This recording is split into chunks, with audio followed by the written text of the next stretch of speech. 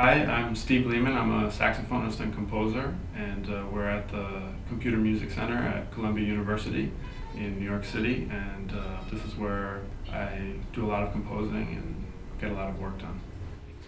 I've been using Live since about 2005, and what I really like about it is how flexible it is. It's, on the one hand, very user-friendly, but also very powerful. I work in a lot of different musical contexts. Music where I'm involved as a performer, improvised music, jazz, electronic music. So like a lot of musicians, I need a lot of different tools, and I need tools that are flexible.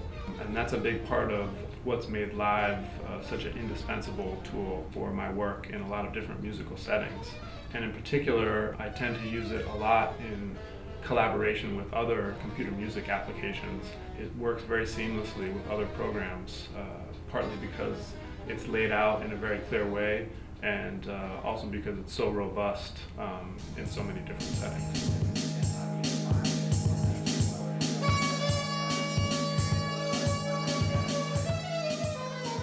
One thing I found really useful and really valuable is when I'm working with longer time spans, 10 minutes, 20-minute pieces.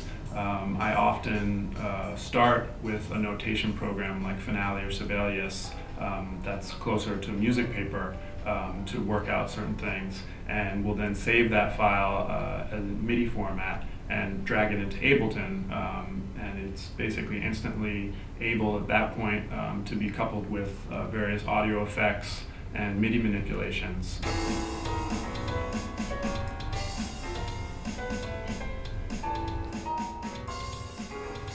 In live performance and in improvised music in particular, things are changing very quickly, happening very quickly, and on top of that, because I'm a saxophonist, my hands are spoken for, so I like to use Ableton and Max MSP together in performance, because Max allows me to send sort of a limitless number of MIDI messages to Ableton with just one keystroke, so I can change a drum sound, change the whole sound world just with the click of a button. I like to use Max MSP to control the crossfade function in Ableton as well, because it allows me to launch very meticulously crafted transitions from one set of musical information to another, control the time of the crossfade and changes in tempo, so that I can have very seamless transitions from one musical environment to another. What's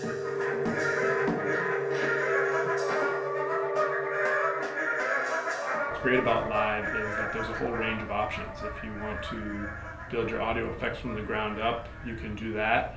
If you want to use their kind of built-in effects, you can do that as well. And I do all of those things. I use some of Ableton's built-in effects. If there's something specific that I need, then I build it from the ground up, either in Ableton or combining Max MSP with Ableton.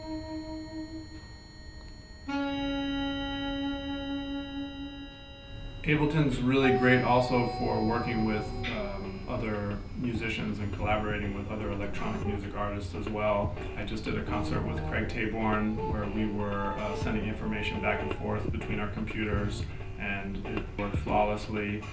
I also performed with David Wessel recently, and again, it worked great in that context. I do a lot of stuff that's fairly CPU intensive and puts a lot of strain on the computer and on the applications I'm using.